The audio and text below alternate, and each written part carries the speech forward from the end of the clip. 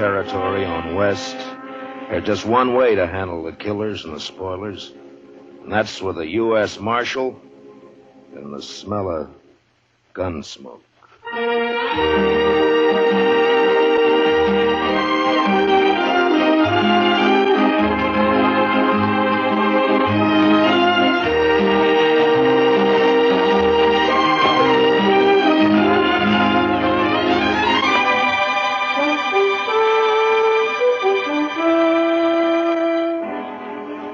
Gunsmoke, the story of the violence that moved west with young America. The story of a man who moved with it. Matt Dillon, United States Marshal.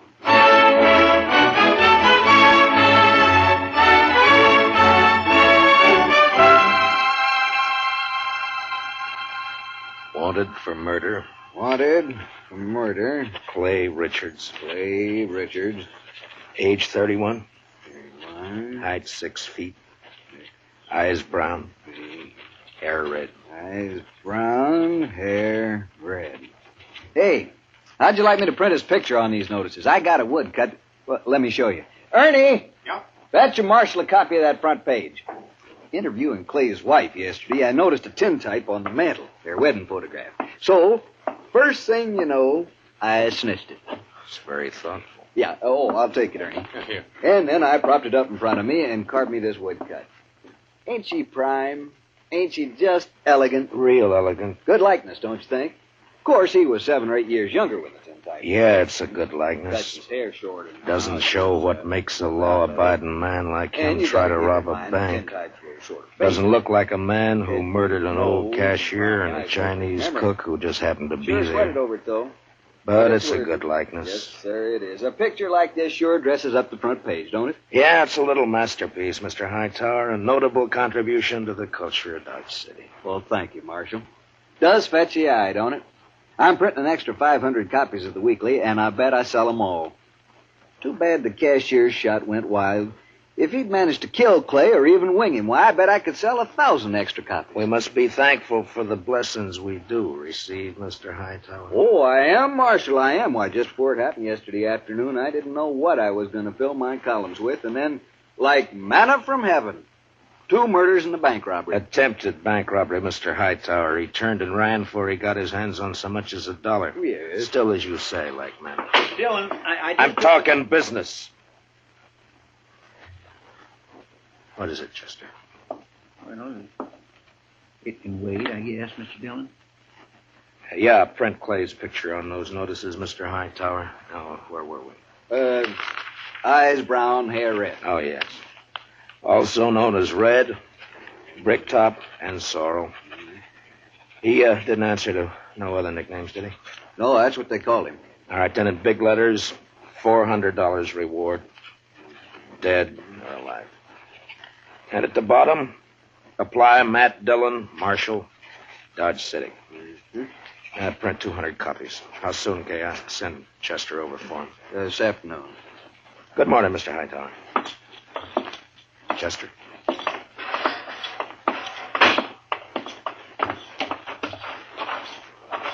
Think those posters will do any good?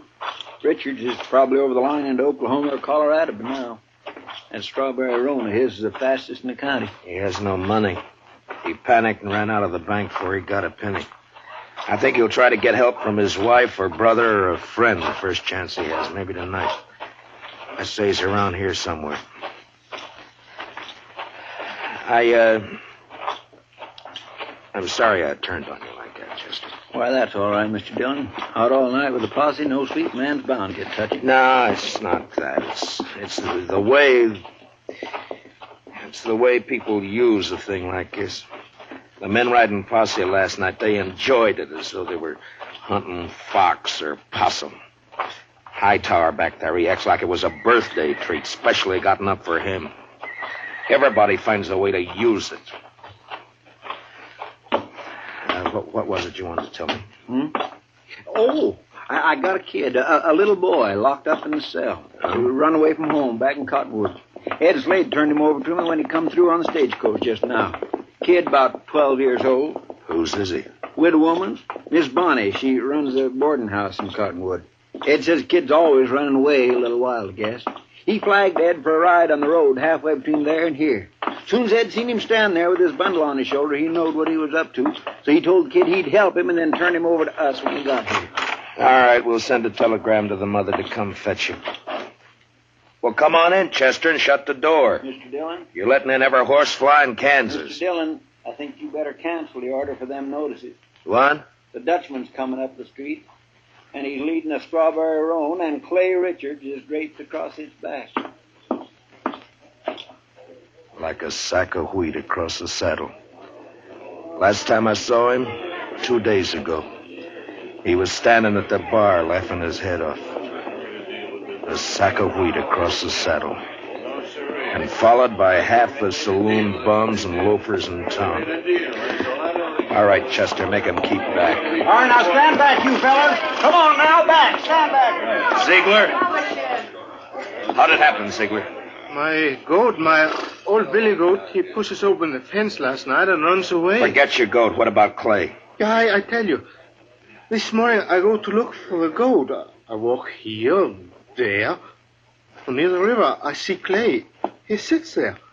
I say, hello, Clay. Wie geht's? You dirty Dutchman. You no good dog. Clay was your best friend. He helped you buy your farm, so you killed him for your All right, all of you. Keep back, everybody. Clay? Me? No, my brother, he was like... We was in the war together. Peter, listen. You killed him for the war. Not so! I killed nobody. Not since Gettysburg. Clay is dead already when I find him. I don't even own a pistol. Ziegler, inside, quick. Yeah. Chester, give me a hand with Clay. All right, all of you. Listen up.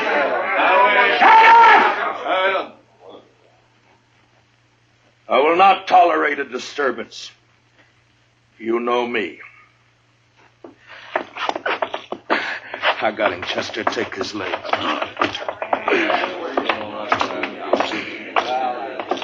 All right, kick the door shut.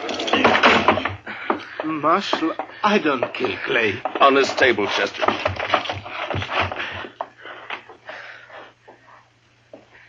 What'd you do with Clay's gun? His holster's empty. Gun? Clay's?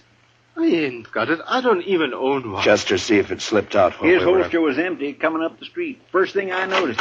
Maybe it's over on the... Another customer? Why, that's 3 in less than a day. Oh, bountiful harvest. My fees this month will keep me in luxury. In luxury! Doc, I want to have an inquest as soon as possible. Well, as soon as I finish the autopsy, shouldn't take long with the practice I've had this week, huh? No. Late afternoon all right with you? I'll take him up to my office right now.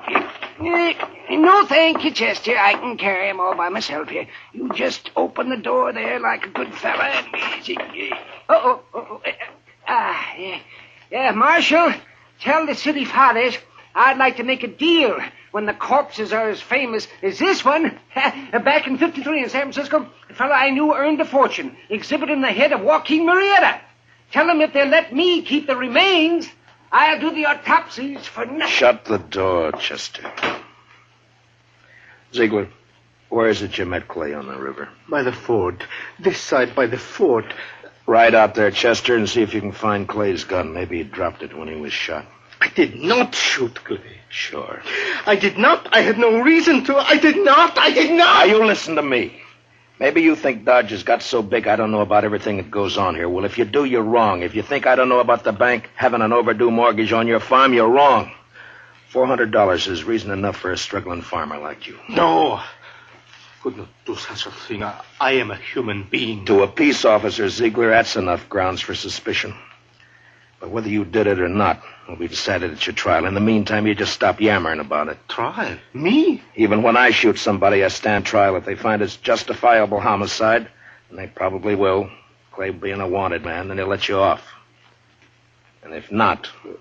Please, I am permitted to go now. Go. Are you crazy? My farm, the stock, I must look after it. You sit right down. You want to be lynched? You're trying to get yourself murdered? Have you forgotten about Clay's brother, Adam? Adam would not believe I shot him. What difference does it make whether he believes it or not? His brother's been killed. Everybody's looking to him to do something about it, and he knows it. You want me to guess where he is right this minute? He's in one of them saloons lapping up courage to come in here and ask me to give you to him for a present. You want to know who's with him? Every loafer, every bum, every slob in town. Slapping him on the back and telling him what a shame it is. Taking him on to kill you so that they can have some excitement and some fun.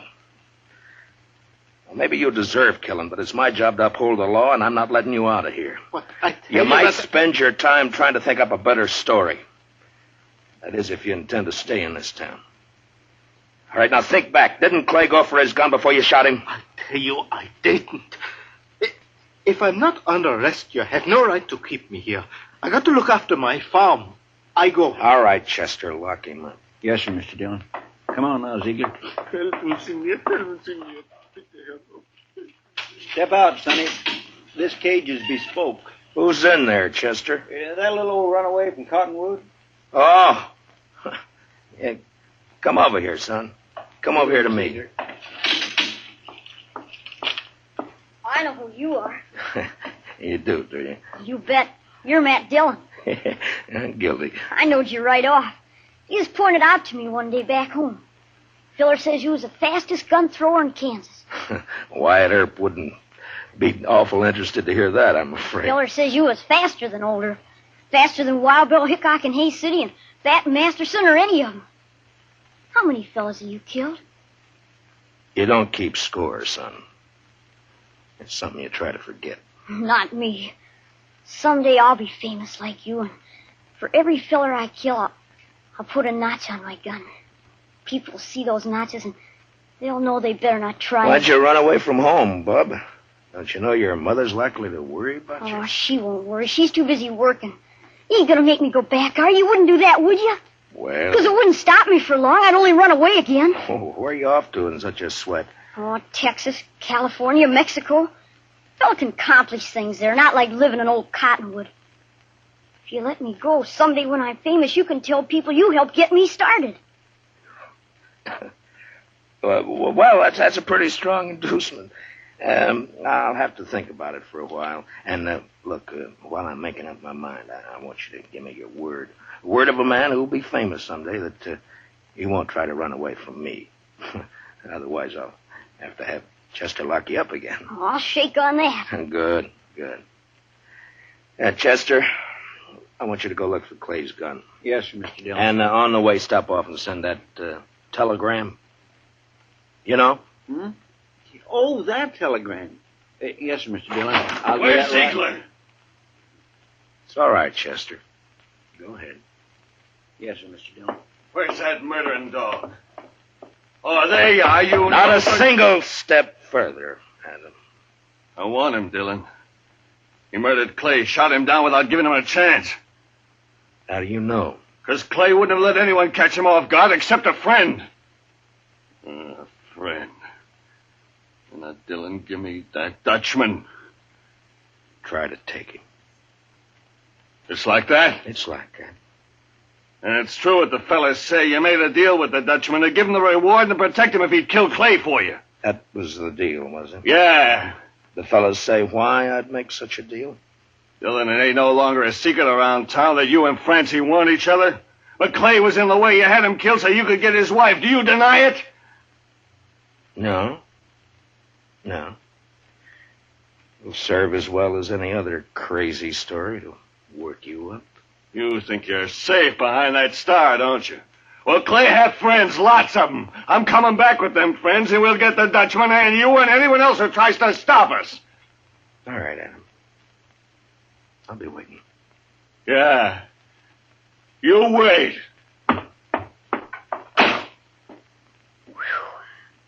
I almost seen something pretty just then, didn't I, Mr. Dillon? Yeah, almost. About another pint of whiskey ought to do it.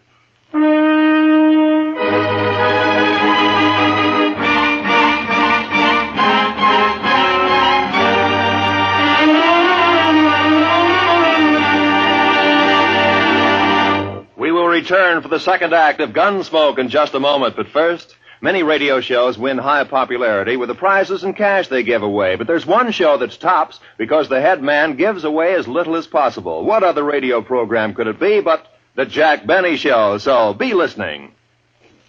Here's the second act of Gunsmoke.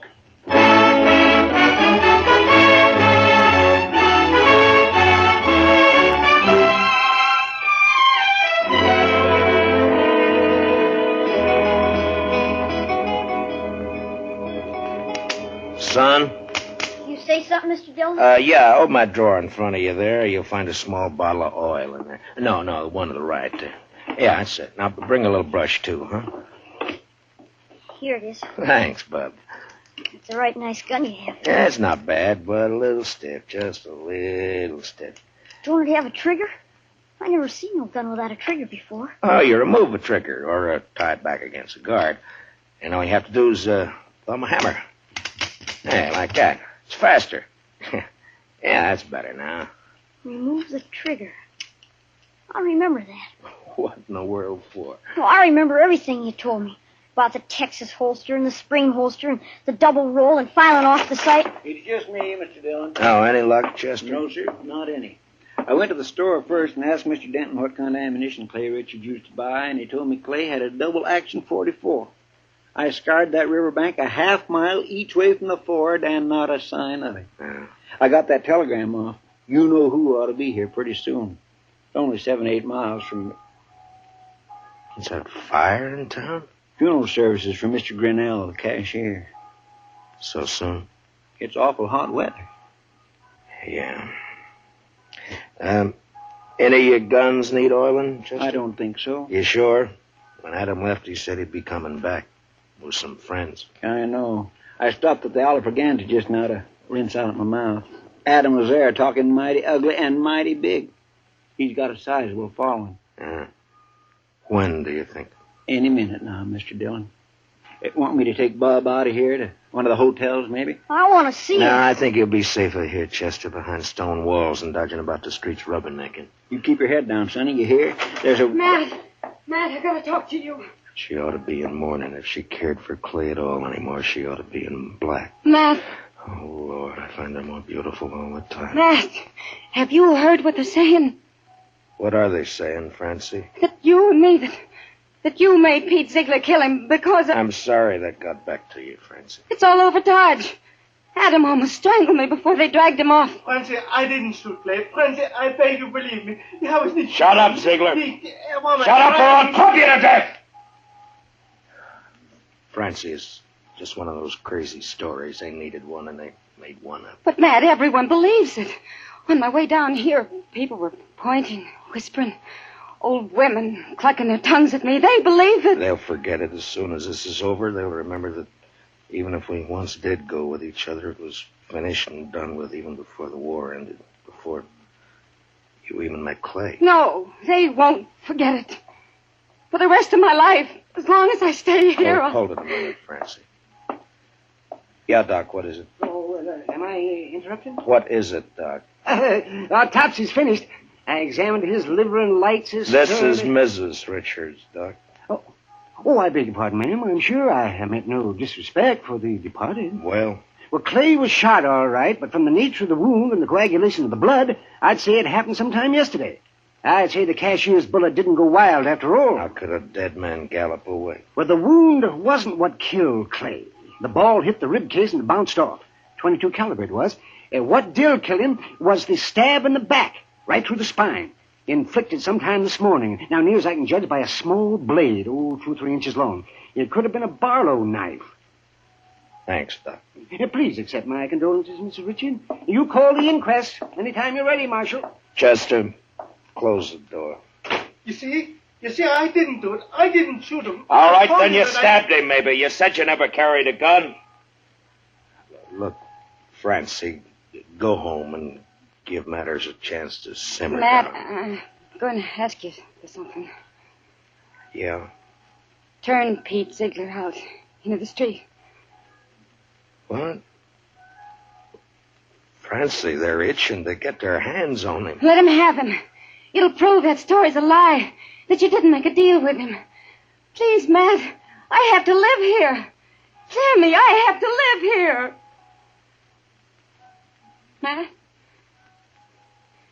Matt? Don't look at me like that. Go home, Francie. Go home or leave town or hang yourself or anything you like. Just go away. Away! Right now.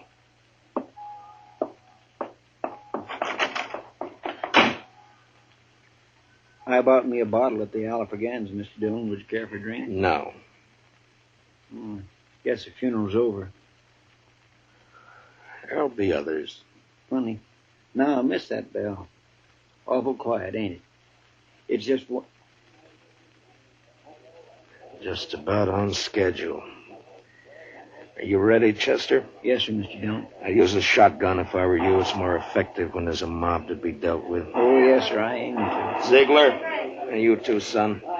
If trouble starts, lie down flat on the floor and keep your head down all the time. Don't gawk to see what's happening. You understand me? Yes, sir, Mr. Dillon. All right. Dillon! Dillon! Come on, Dillon! Come on! Chester, I want you to stand here in the doorway after I go out, where you can cover the back door and me at the same time. Yes, sir, Mr. Dillon. All right, Chester. Open the door. Come on now. It's my duty to warn all of you that you're in the breach of the peace. I've sworn to uphold the law. I've killed men in order to do it, and I'm prepared to do so again. Give us a Dutchman, Dillon. Men! I ask you to be sensible and to leave quietly. But if you refuse to listen to reason, if you insist upon being fools, if you've already decided to act like wolves instead of humans, then there's nothing I can say to make you change your minds. A Dutchman. All right, you want Peter Ziegler? Well, he's not more than 20 feet behind me, so come on and get him, any of you. One at a time or all at once. Come on. Which one of you wants to die first? You? You, Adam? Well, what do you say, Adam? You let him here. Don't let this star on my coat stop you. Come on. There, I'm not wearing it now. Well, come on, draw, Adam, draw.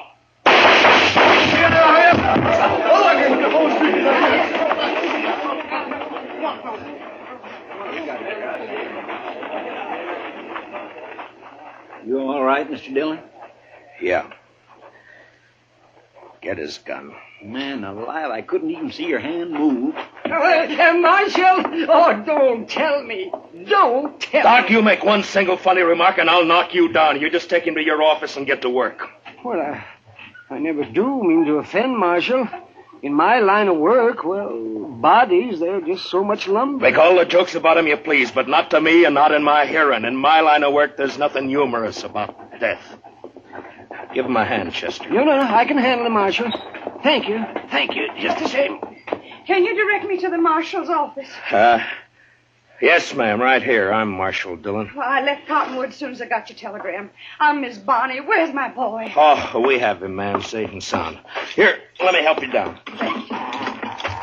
Hitch that horse, Chester. Right this way, ma'am. Oh, I'm so sorry he put you to all that trouble, Marshal. The truth of the matter is he is a wild one and no mistake. Takes after his father, one scrape after another. He was no trouble at all. I enjoy children. I like to have them around. Bob, your ma's here.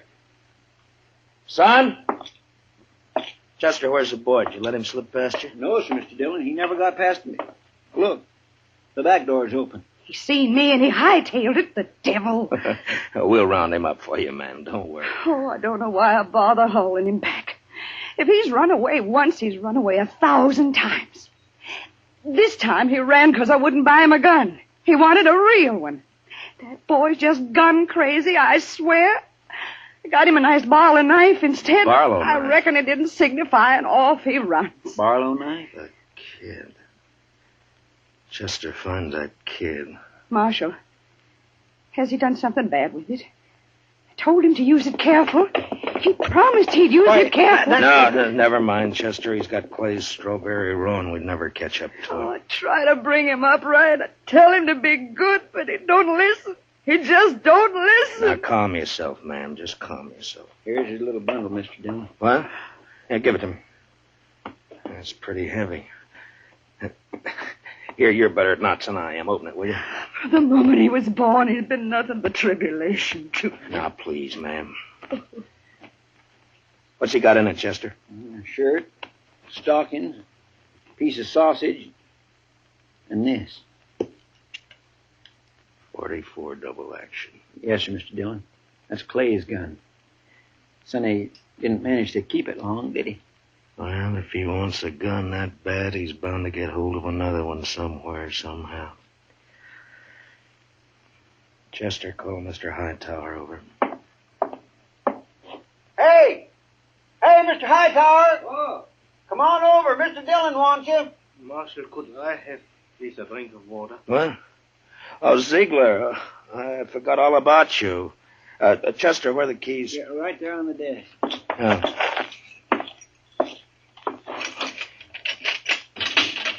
There we are.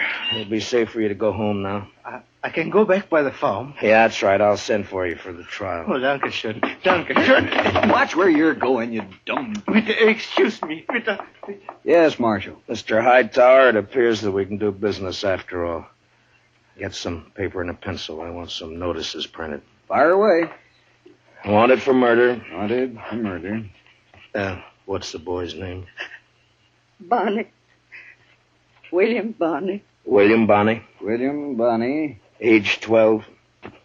Height about 5 feet. Hair light, eyes blue. I don't suppose he's known by any other name. I know. Everybody just called him Billy. Or the Kid. Also known as Billy. The Kid.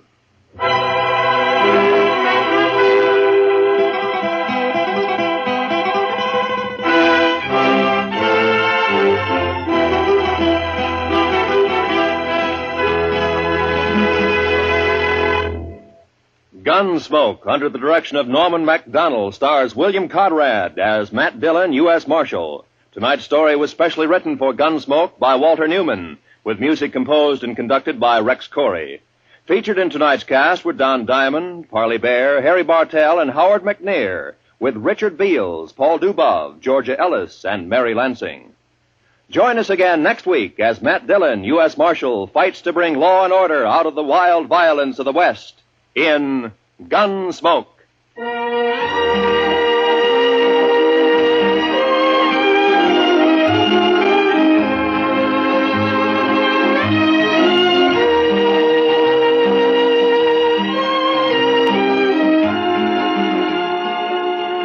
Those longtime favorites, Amos and Andy, are rising to new heights in their CBS radio series on Sunday nights.